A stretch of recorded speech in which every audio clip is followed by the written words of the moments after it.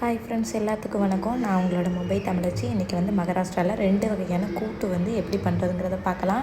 இது வந்து நான் மகாராஷ்டிராவில் வந்து தான் கற்றுக்கிட்டேன். நல்லா சோறு, அப்புறம் வந்து பருப்பு குழம்பு, அதுக்கப்புறம் வந்து கோவங்கான்னு சொல்லுவாங்க எங்கள் ஊர் சைடில் இந்த கூட்டை. ஸோ இந்த கோவங்காவை நல்லா ரவுண்ட் சைஸில் வெட்டி அது எண்ணெயிலேயே நல்லா பொரித்து, அதுக்கப்புறம் வந்து லாஸ்ட்டில் வந்து வத்தப்பொடி, உப்பு இந்த ரெண்டும் போட்டு மிக்ஸ் பண்ணாலே போதும். கூட்டு ரொம்ப டேஸ்ட்டாகவே இருக்கும். ட்ரை பண்ணி பாருங்கள். அடுத்து வந்து வெந்தயக்கீரை. இந்த கீரையை வந்து நான் இங்கே வந்து தான் அதிகமாக பார்த்துருக்கேன். ஏன்னா நம்ம ஊர் சைட்லலாம் அதிகமாக வந்து முருங்கைக்கீரை தான் அதிகமாக யூஸ் பண்ணுவாங்க. ஸோ நான் வந்து இங்கே வந்து இதை எப்படி வைக்கலாம் அப்படிங்கிறது எங்கள் மாமியார்கிட்ட கற்றுக்கிட்டேன். அவங்க தான் சொல்லி தந்தாங்க.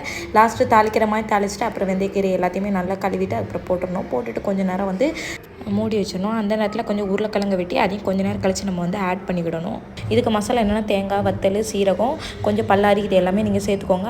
லாஸ்ட்டில் வந்து இது எல்லாத்தையுமே கொஞ்சம் போட்டுக்கோங்க. நல்ல சூப்பரான வெந்தயக்கீரை வந்து வந்துடும். இதை வந்து நம்ம ரொட்டி அதுமாதிரி பருப்பு குழம்பு அந்த மாதிரி வச்சு சாப்பிட்லாம். நெக்ஸ்ட்டு ஒரு சூப்பரான வீடியோவில் மீட் பண்ணுறேன். பாய் பாய்.